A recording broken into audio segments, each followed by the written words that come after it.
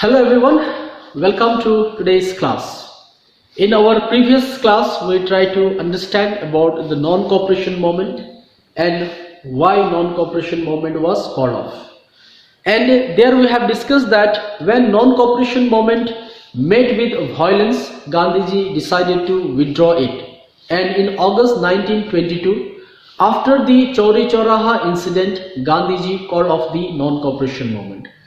After calling off non-cooperation movement, the Congress started to did some constructive work in rural areas. We have seen that in different part of the country, when these revolutionaries or the nationalists participate in the movement, they have their own perspective of participation in the movement. Now, Congress try to make the people understand what is the exact meaning of Satyagraha. Congress visiting different part of the country, they try to organize the people, they try to let know the people the exact meaning of Satyagraha. Now some of the leaders within the Congress, they argued to contest election. Some of the leaders who suggested Congress to contest in elections are Chittaranjan Das and Motilal Nehru. These leaders were in opinion that if Congress hold power within the countries, within the system, they can oppose the British rule or British law. With that objective, they suggested that Congress should participate in the elections.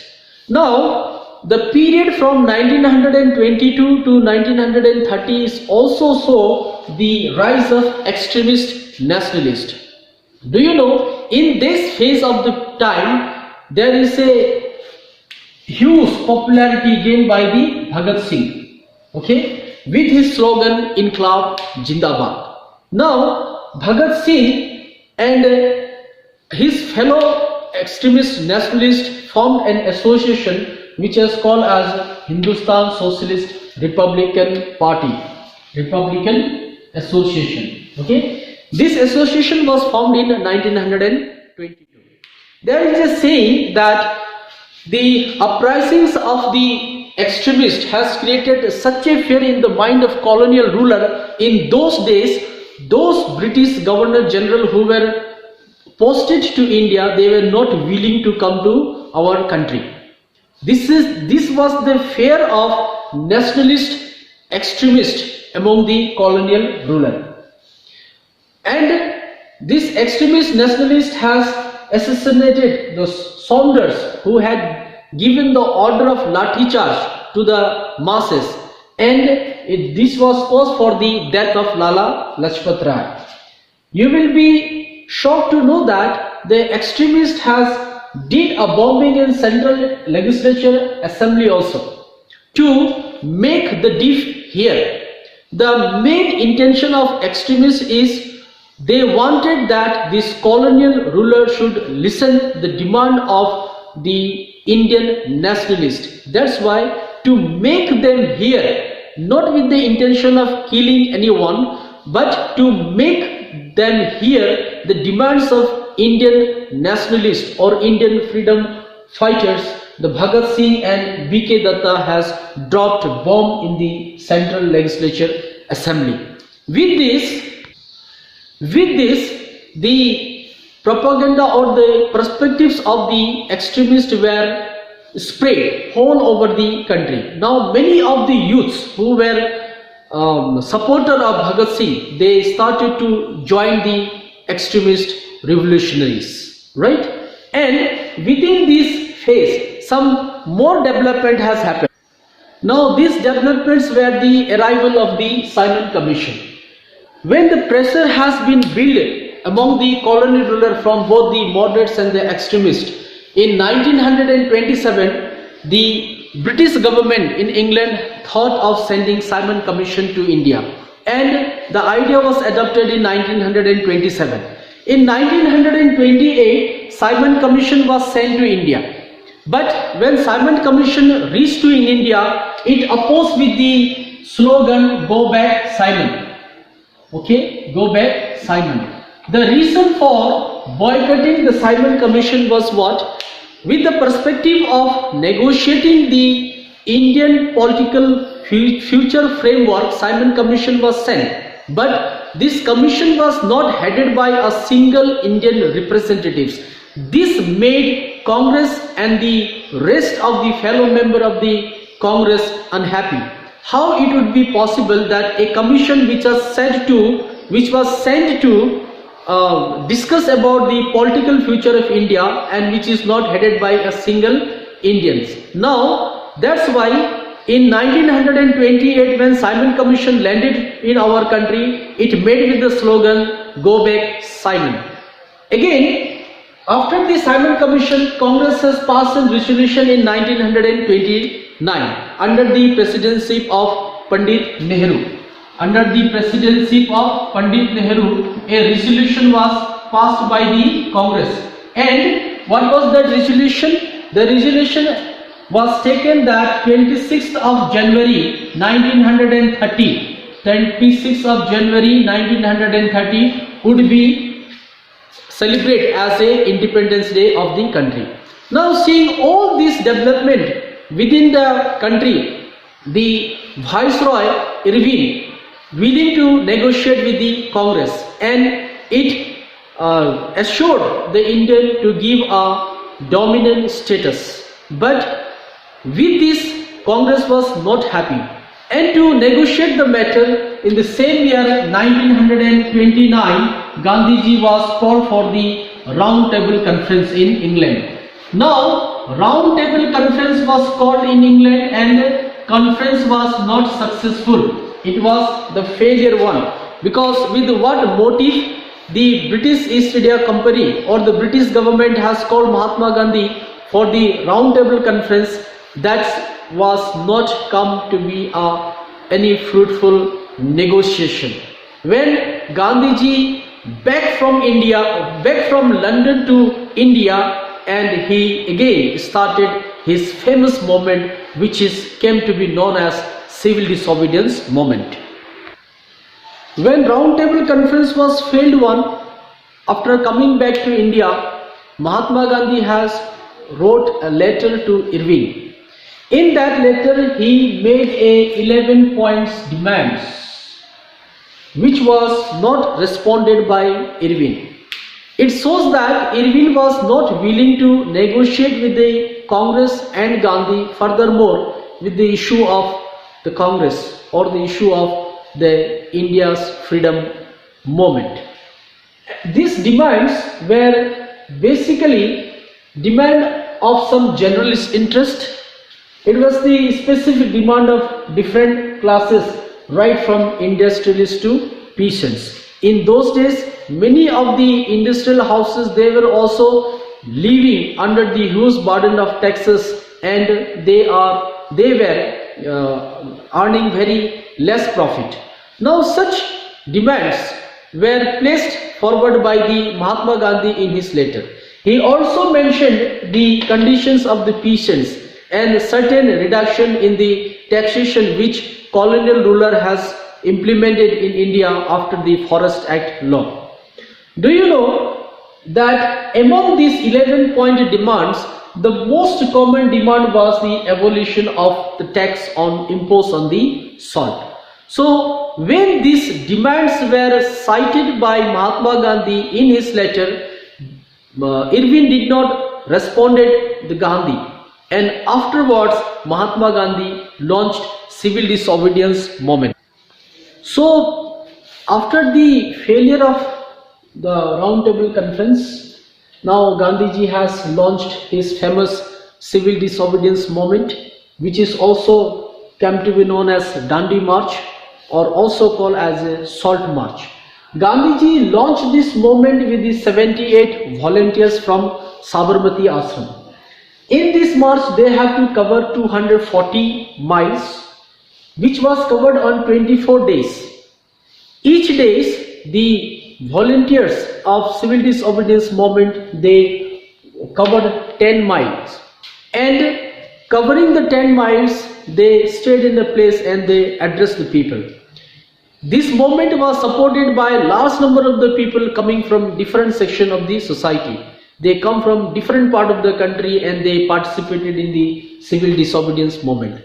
Finally, on 6th of April 1930, reaching in the Dandi, Gandhiji has picked up a handful of salt and break the law imposed on it.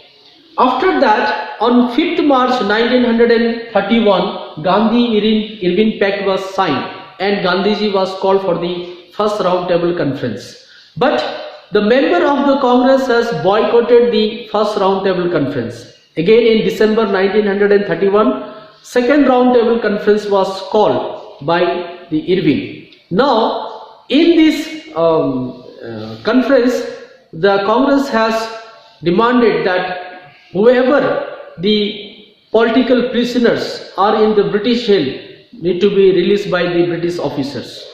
When in the conference, whatever they demand, the Congress has placed forward, again was not accepted. So somewhere it is seen that the Britishers has played these techniques to suppress the uprisings in the different part of the countries, which is coming from both the moderate and the extremist nationalist side.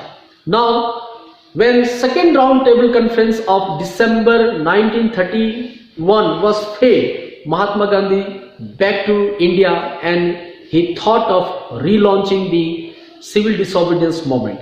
But this time the civil disobedience movement did not got much support from the people's side. Within all this development, now it has some of the effect as well. That's why when the government of India has passed an act in 1935 and it's ready to give a provincial autonomy to the country, now Congress contested election in many provinces. Do you know, out of 11 seats, the Congress has won 7 seats in this election. Now, with that victory in the elections, some internal problems also started to arise. And what are these? Let us see.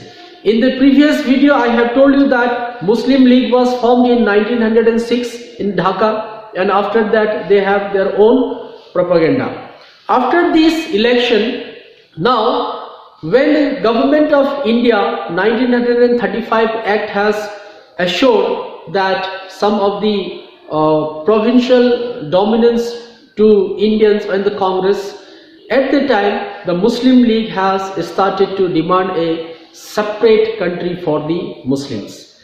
The reasons might be that in the past phase they have some of the bitter experiences, or there were some of the misunderstanding between the Muslim League and the Congress.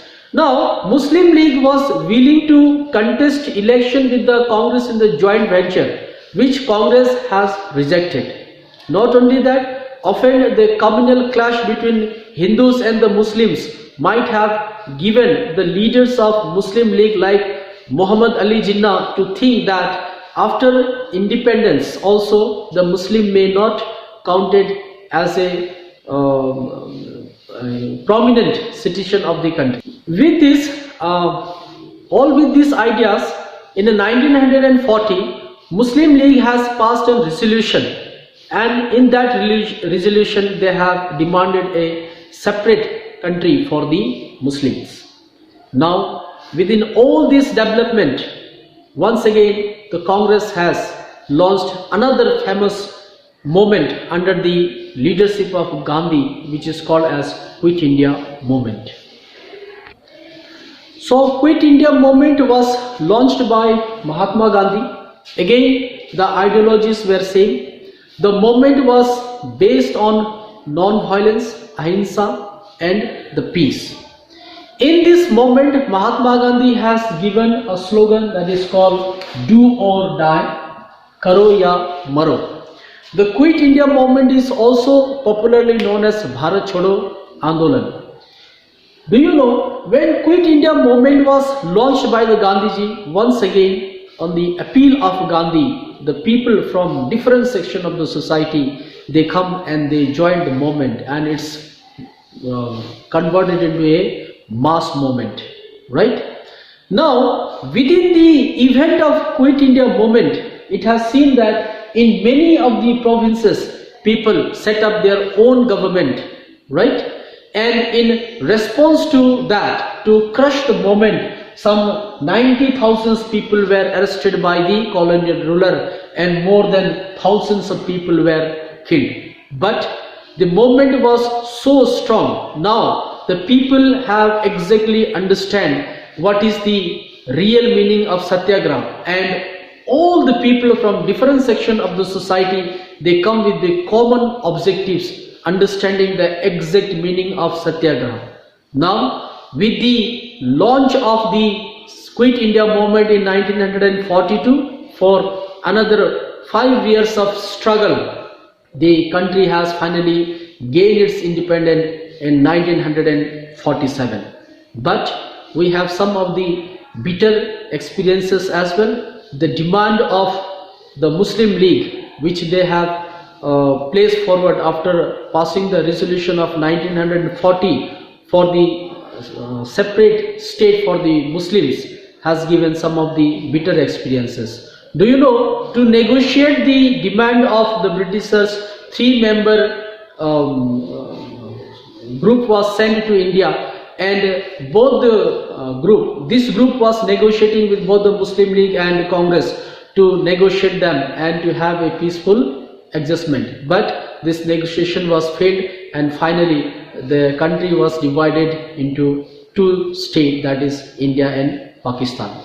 So with the help of this video, I try to explain you the chapter that is called as the making of national movement 1870 to 1947. I hope watching this video you will surely enrich with the important content of the chapter.